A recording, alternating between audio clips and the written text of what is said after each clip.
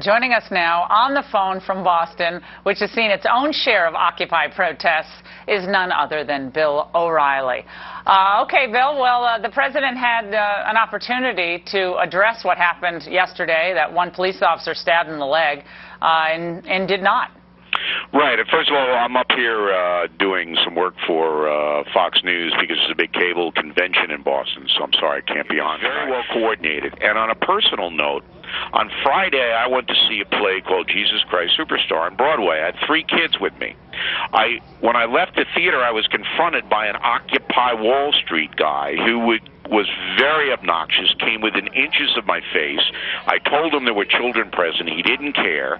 Actually chased the car down the street. Now, that wasn't an accident. Somebody had seen me going in or in the theater, had texted the Occupy people who dispatched this guy to chase me down. Now, this is what's happening across the country, and I think people should know about it.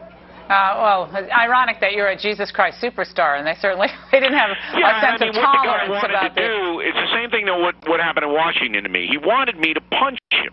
He wanted me to attack him. It was obvious what he was doing. And the driver of the car that I was in even tried to get in. This guy was out of control.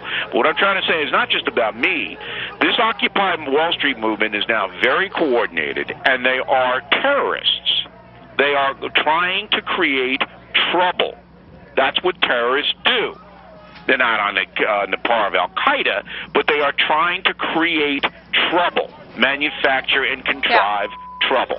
Bill, imagine if this were some type of Tea Party protest and it'd be ridiculous. It'd be ridiculous. A cop ended up being stabbed in the leg, and we had a group called Black Bloc, which is screaming "dead cops."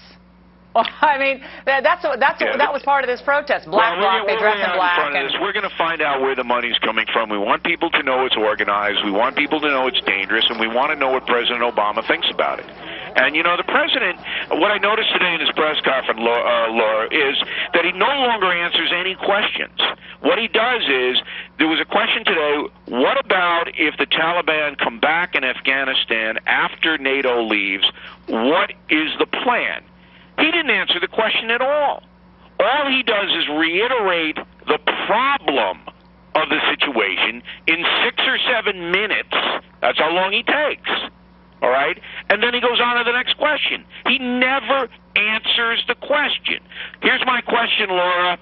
What do you, Mr. Obama, think of the Occupy movement? Do you support it as you did in the beginning? Yes or no? That's what I want to know.